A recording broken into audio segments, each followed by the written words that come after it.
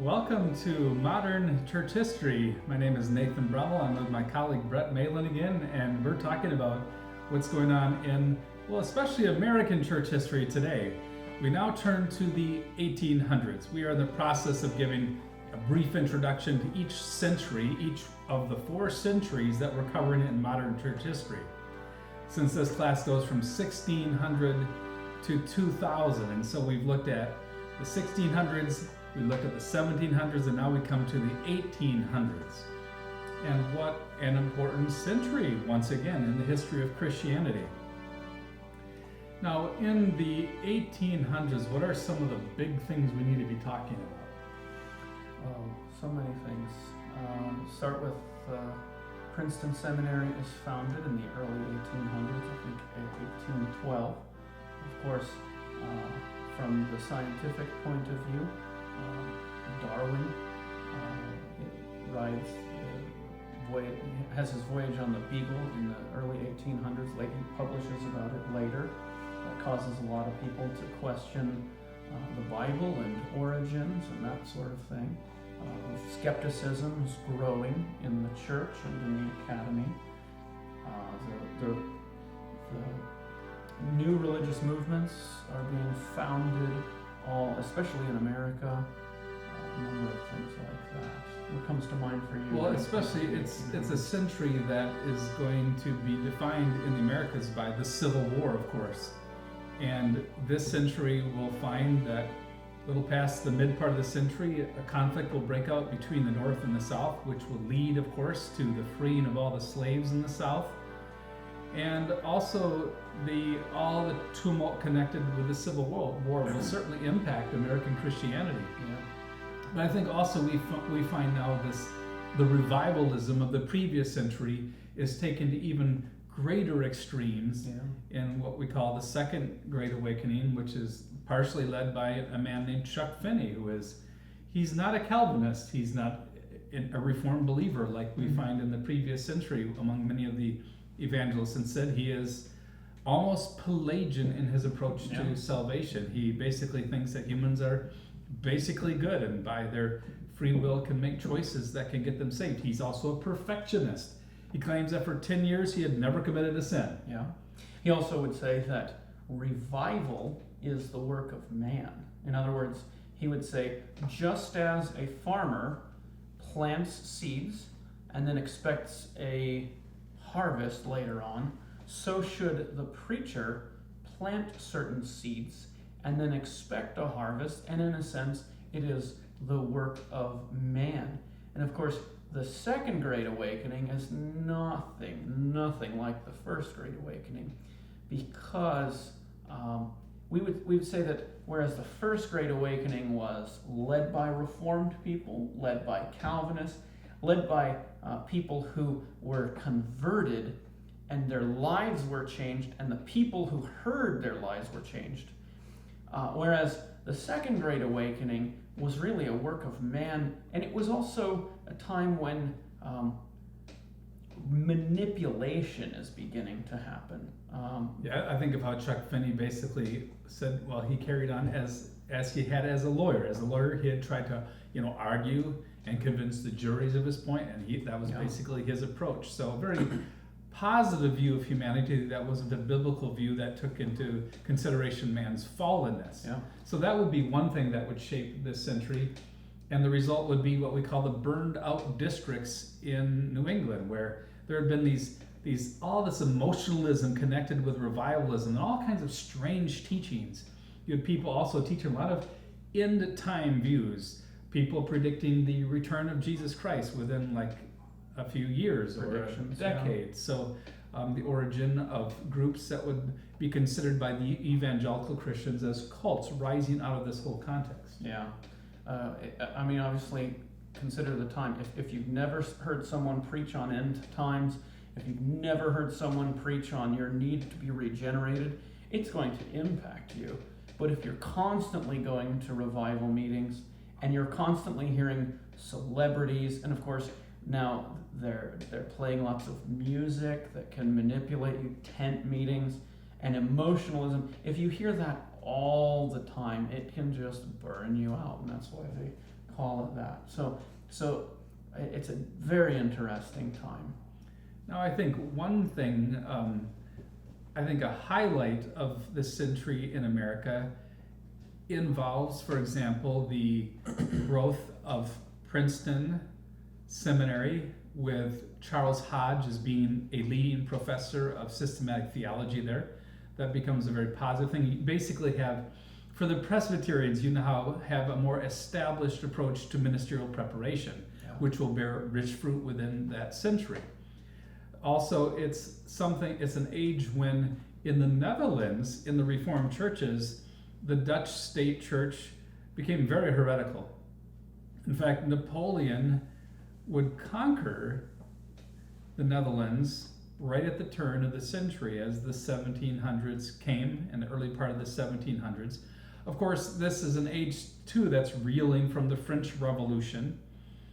And also, in the last talk, we didn't even have time to talk about the American Revolution and the impact that that had on American church history. We instead talked about guys like Whitefield, who, with that, Jonathan Edwards, were part of really a religious revolution in American church history, as Mark Knoll points out. Yeah. And so, but in the new century, in the 1800s, we have, for example, a massive decline in theology in mainline churches, in the state church in the Netherlands. So you'd have leading Dutch Reformed ministers who would deny the fundamental doctrines of the Christian faith. Mm-hmm. The same thing was happening in England under Anglicanism as well. Definitely. Time of decline in Europe, a decline of the church. Right. Now, since we're now engaging in sort of an introductory approach to the 1800s, I can't get into great detail, but in other talks, I will talk a little bit more about what happens in the Netherlands. In a few words, it's this. In about the 1830s, in 1834, there's a minister named Hendrik de Kock in an out-of-way little town who basically takes on the Dutch Reformed state church. And the hierarchical control that is occurring within that denomination, where they're supporting all kinds of heresy and apostasy, but however, if you're a faithful Dutch Reformed pastor, you will get kicked out. And what happened is that he led what's called the Secession of 1834, where mainly people from the poorer classes left the mainline Dutch church that was persecuting believers, and they were persecuted. It was illegal for them to meet, for example. They were fined. Hendrik de Kock himself was thrown into prison. And many other of the preachers connected to that movement also were incarcerated under supposedly the Napoleonic Code, which was still in force, even though they had a Dutch king again. And then what happened is that small group began to slowly grow. So we had a faithful Reformed denomination.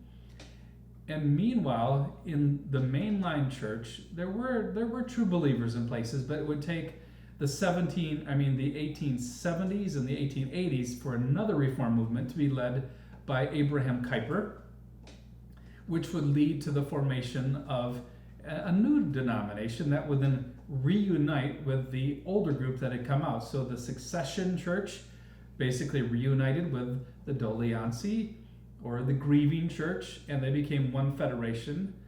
But these were movements of reform within the Dutch Reformed state church. And then what's important for American church history is that when those early succession, the successor churches and the individuals being persecuted, they had, for example, the government would make them have armed military men stay in their homes who would just mistreat them and eat all their food up.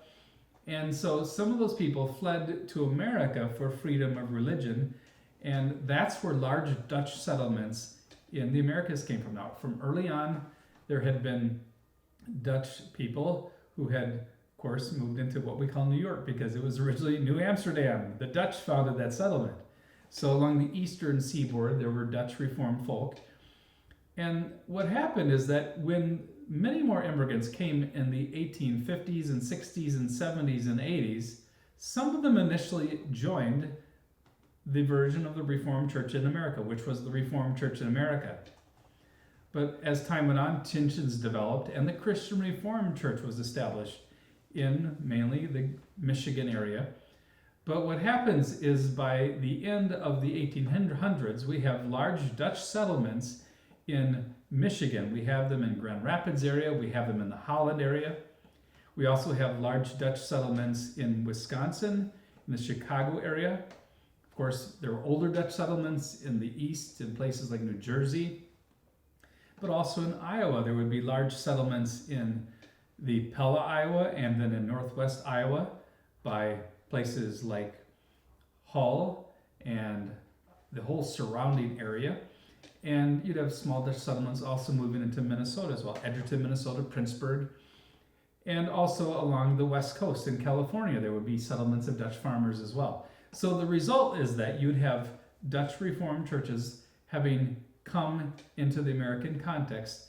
And these were churches that were very pious in their approach to spirituality and also very interested in theology, especially as the 1800s came to an end. Abraham Kuyper and Herman Bavinck had really, as Dutch theologians, fostered a whole context where you will run across farmers in little towns in northwest Iowa, for example, and the farmers will be very literate in Reformed theology, and they would know their Bibles backwards and forward.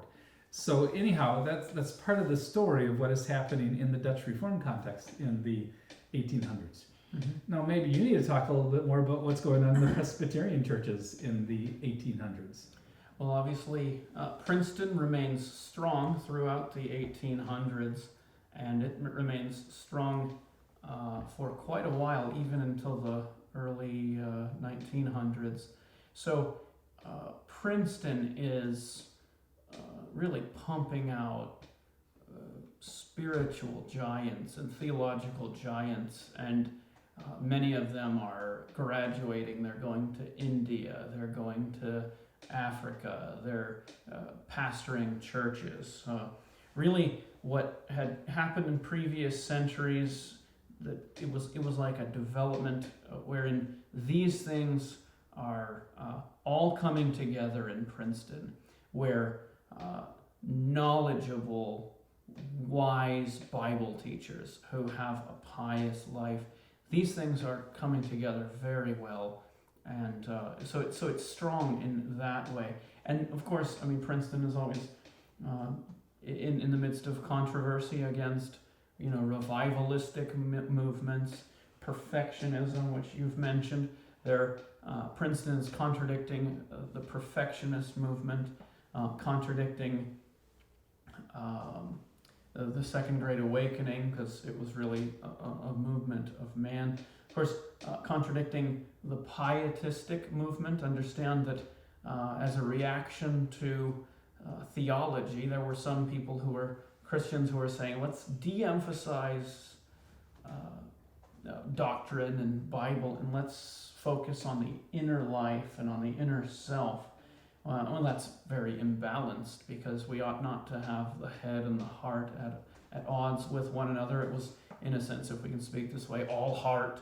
And so that led to all sorts of legalism, because when you simply examine your life apart from Bible and apart from theology, you're going to be imbalanced, and you'll often make up new rules for yourself.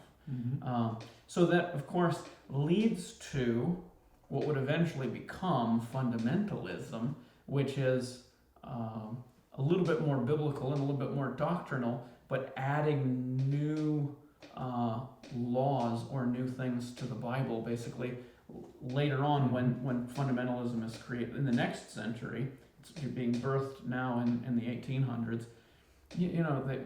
They'll commonly say, we don't drink and we don't chew and we don't dance and we don't go with girls who do. If I can and you say. Don't smoke. We don't smoke. We don't. Yes, I've totally butchered it. So I think, but the idea is reforming, but reforming beyond what God had said to reform. Right. I think one thing that's striking about American church history in the 1800s, especially as the century goes on, is there's this growth in all of these societies where you have voluntary societies that aren't part of the church or politics. They're voluntary societies that are set up to do good. Now, some of those societies, of course, were very good because they were anti-abolitionist societies. Yeah. And so they'd have a role in impacting and leading really to the Civil War. and the abolishing of slavery. But also suddenly you had movements that were against alcoholic drink, period, and movements against the use of alcohol and smoking, I mean. And so these movements, but they're part of this American approach where people, yes, they wanted to do moral good and seek more good. Yeah. But maybe we need to go more back to the whole issue of the Presbyterians. Now, I think there's two things we need to talk about. One is we need to talk about how among the Presbyterians there was a difference between the old school and the new school that led to a split in the Presbyterian churches in the North, mainly. But then also we need to talk about how the Civil War affected the Presbyterian churches. Yeah. Well. So what's the new school and the old school, and what was going on there? So there, in any time or in any environment, there are people who want to hold on to older ways, and there are people who want to follow after new methods, and it ultimately comes down to those who want to be conservative and those who want to follow new ways. And of course, when we talk about the Civil War, I mean the Civil War causes controversy because on both sides, not just Presbyterians, but all churches really split, because in the North there are people who are opposing slavery and saying that this is biblical.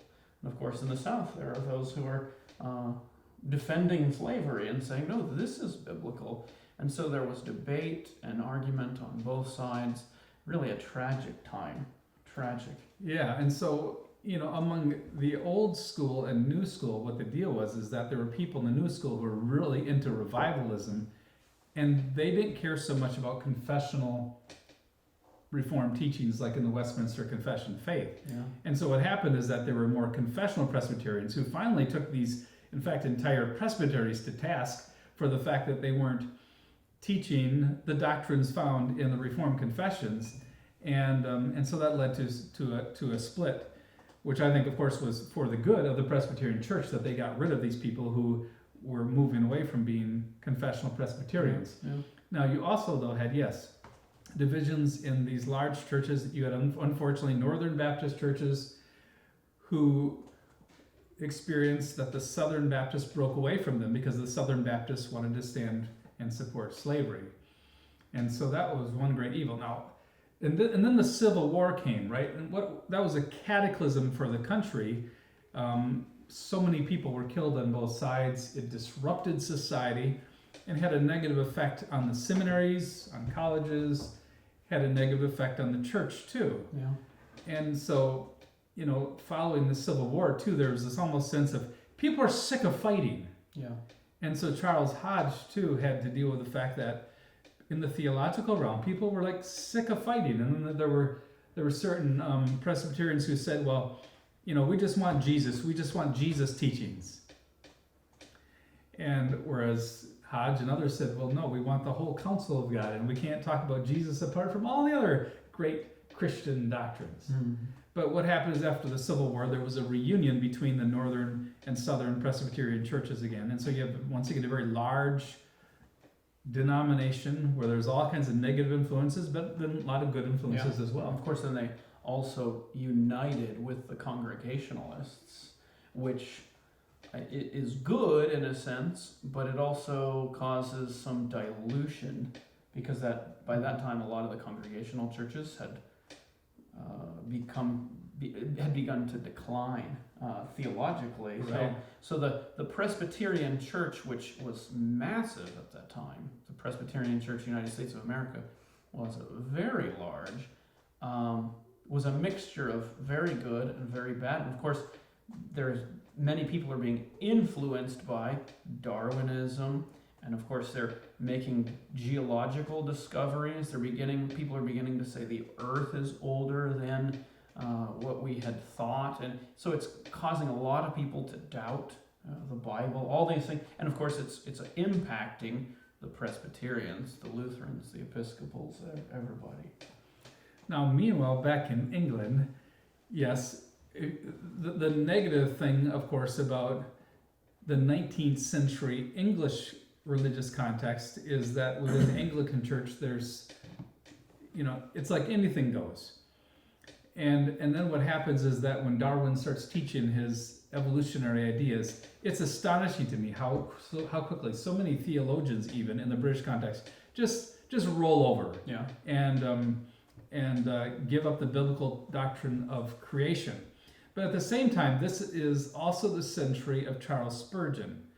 And Charles Haddon Spurgeon becomes one of the most influential communicators, really, in the history of Western civilization. He becomes, as a young man, a preacher, and already as a 19-year-old young man, he has an eloquence that probably outpaces that of George Whitefield from the century before. Yeah. I Yet think- he I still think- modeled his ministry after George Whitefield. Yes. But it was a pulpit ministry rather than a traveling ministry. You're right. That's the difference. He stayed and he preached in London at the chapel that was built there. But Charles Spurgeon, of course, is an astonishing person. Now he continues to have an influence on American Christianity, and I think you have people in America who have been prominent Reformed preachers, Calvinistic preachers like John Piper or John MacArthur, who kind of look back to Spurgeon as a model. Now Spurgeon is a model as a preacher because he brings a Calvinistic theology that's connected to a fervent evangelism. I think that's what's striking about Charles Spurgeon. Yeah. And so he preaches to huge congregations in London. There probably have been no one who had preached to such large congregations since the time of George Whitefield, probably.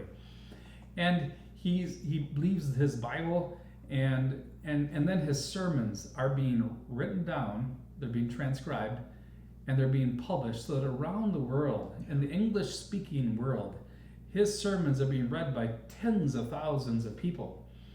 And now his strength isn't always exegesis. If you look at Charles Spurgeon's sermons, sometimes you can say, okay, where's the careful exegesis of the passage? Sometimes the right doctrine from the wrong text. Correct. But at the same time, he has this marvelous rhetoric, this sparkling diamond and ability to communicate, and he has a marvelous imagination, and he was a communicator's communicator. And so he has a very positive impact on English Christianity at that time, and he starts a school for training of pastors. And so that's one of the high points in English church history at this point, I think. So Professor Brummel, we've talked about the Presbyterians, we've talked about the United States, Civil War, that sort of thing. We talked about things going on in the Netherlands during the 1800s. Were these churches just keeping the focus on themselves, or were they expanding the light? Did they have an outward focus as well? You know, this was a time of worldwide missionary expansion, thankfully. Yeah. In fact, it's interesting, even when Herman Bavinck visited America for the second time in the early part of the 1900s, he was struck by the missionary spirit of Americans. And then he realized for the first time that back in the Netherlands, they really had to do more outreach and really even missions in the Dutch context as well. But yes, this was a time of worldwide missionary expansion, and it's really an exciting time in the history of Christianity, because with this century, we find the rise of really a global Christianity for the first time. And so this is very exciting. It was during the 1800s that you had William Carey carrying out a mature ministry in India as a missionary, another groundbreaking missionary. Adoniram Judson, Burma in the 1800s, and then David Livingstone is wandering all around Central and South Africa at this time. Robert Morrison is in China. Hudson Taylor is in China. So yes, it's a time of great missionary expansion. And so you find that Calvinists in America and in England both have a sense of the need to carry the gospel to the ends of the earth. Now, really the story, I think, of missionary expansion begins with a very unlikely person, and that's David Brainerd. Now, David Brainerd was merely a missionary to the Native Americans, and in fact, during his ministry, he didn't even have much success, but he wrote some diaries, which would become an inspiration to guys like William Carey and other leading missionaries. So he's in the 1700s. Correct. But he plants the seeds that a number of missionaries see come to Correct. fruition in the 1800s. And really, they learned from him how the Christian should be willing to deny himself Yeah. in the carrying out of the task of missions. And then you have William Carey, who from really the early part of the 1800s does groundbreaking work in India. And he is an amazing linguist who translates the Bible, portions of the Bible into multiple different languages. And then we have Adoniram Judson, who passes away in 1850, who is involved in sacrificial missions in Burma. And I've been to Burma before. And what's striking, of course, there is that the Calvinistic Baptists can trace their history back to Adoniram Judson and his ministry there. Mm-hmm. And then meanwhile, David Livingstone he wasn't a preacher, but he was a very important explorer. And what happened is that he really opened the way in Africa for missionaries to follow by really figuring out the map of South Central Africa. Yeah. He is also important because he was someone who crusaded against slavery, and he realized that to replace the institution of slavery, they basically needed to have some entrepreneurial capitalism begin in the central part of Africa to do away with slavery. And then you had Robert Morrison, who was in China, passed away in 1834. Very, very important missionary who spends his time in a number of different areas, sometimes islands off the coast of China. But that begins, of course, the whole process of the evangelization of China, which in our day is having, of course, really a seismic effect on worldwide Christianity. You know, we could talk more about the early Presbyterian missionaries who went to Korea, for example. And part of the story of 20th century Christianity is the story of the rise of large Presbyterian churches in Korea, and then the fact that they are now engaged in worldwide missions. Yeah. And then there's Hudson Taylor, who started the China Inland Mission in the 1800s and played a very important role in the evangelization of China. And then Ashbel Green Simonton in Brazil, for example, played a role in establishing the church in Brazil, which now numbers probably more than 1 million members. I was told 1 million at one time. I looked. It's almost 700,000, but it's very large and has, I think, 6 seminaries. It's really a very large church, larger than any Reformed church in the United States. So. And at this point too in time, you're having the first Presbyterian or Reformed missionaries are having an impact in places like Mexico, and which will lead to the development of Presbyterian and mainly Presbyterian, but also Reformed churches in Mexico and in Central America in the coming century. So what's striking about the 1800s is it's a time where the Lord really gives His Spirit to the churches so that they have a sense and a burden that they need to bring the gospel to many unreached people groups. Yeah. So it's a time of Bible translation into different languages, and it's going to lead us to what is even more astonishing Christian growth in the 20th century. And in the next episode, we will talk about what the Lord does, a little bit of what the Lord does in the 20th century, in the 1900s. Amen.